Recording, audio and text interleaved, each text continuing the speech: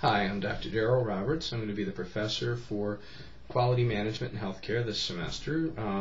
This video is being created for the spring number 2 semester in 2012, but hopefully I can reuse it. We'll see what happens. The course is an 8-week-long course. It's going to introduce you to several aspects of quality management, including some risk management tools and some other pretty useful things. The course requires a couple of textbooks. The first is this one, which is Principles of Risk Management and Patient Safety by Barbara Youngberg.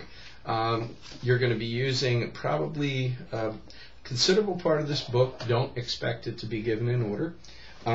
There are parts of it that I find quite useful, parts of it that I find utterly useless, but the book in aggregate is certainly worth the money you're spending on it, and hopefully you got a good deal on it. The other one is Basics of Healthcare Performance, Lean Six Sigma Approach by Donald Leiter. This one you will use every piece of. It will be given in order, and I will tell you of the two books, the Youngberg book is going to give you more insight. The Leiter book is going to give you more of a toolkit, and that's really, in my opinion, the whole idea behind this course is to give you some kind of a useful toolkit. There's not much benefit to having a course that you just have for the sake of having a course. You're going to end up with a toolkit from this that you're going to be able to use in your career as a manager, a risk manager, a quality manager, a nurse manager. Anything that has to do with building and managing quality in any way. I really hope that this course, I've designed this course in such a way as to make sure that you can get that out of it. Now, in addition to the two textbooks, you're going to be reading also from several journal articles.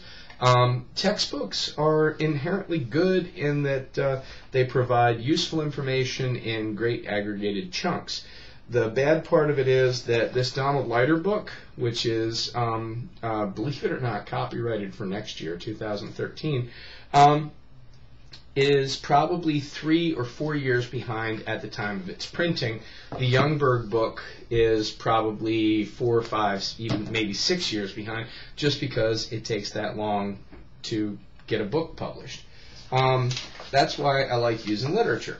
The course has, of course, your pre-week, and the pre-week is going to include your reading of the essentials document to some extent. Don't put a whole lot of effort into it. It's just a couple of pages, and frankly, it's stuff you probably have already read from previous classes, but it does give the background of why you need to learn about quality. You'll see me putting my glasses on and off because I'm supposed to wear glasses, but they reflect the light too much, so I take them off. The breakdown of the course you're going to see from the syllabus, but ultimately you've got several assignments. The assignments include a quality blog, which is going to go from weeks 1 through 8. Really recommend that you put something on that blog from at least week 2. Week 1, sometimes a little overwhelming. That's cool. Anything from week 2 onward, you really need to start investing in that blog. There are 3 required inputs on that blog, and you'll see in the syllabus that saying, hey, how are you, is just not sufficient. There are discussion boards, 2 of those. There are 2 quality papers, one that's of considerable value, the other one is less valuable, but is, as far as points are concerned. Now, both of them are valuable, and as far as getting information to me that I can use to recognize whether you understand what's going on. Additionally, there is a quality improvement group project. I know everybody hates group projects. That includes me, for that matter. But the reality of it is I've been doing nursing for over 20 years. I was a nuclear electrical engineer for 7 years. I have never had an opportunity to work just exclusively alone.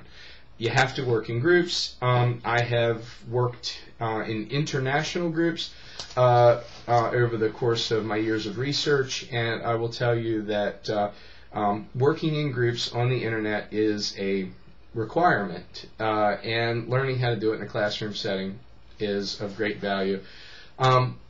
I am not of a mind to give everybody in a group the exact same grade if there is some indication that the group didn't work well together, one person did all the work or one person didn't do any of the work, that kind of thing. You will find that I will grade based on the quality and the quantity of work that an individual does. And it has not been unknown for me to give a group a 92, 95, 99, whatever the grade is, and have one member of the group get a 65 or 70 because, well, she didn't do anything or he didn't do anything. And then there's a quality improvement individual project. Basically, you're going to be looking at the group project and saying, hey, this worked or it didn't work.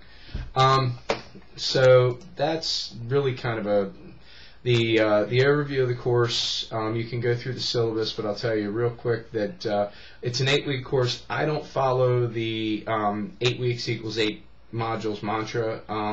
There are 5 modules. Let's put my hand in the right place. 5, okay.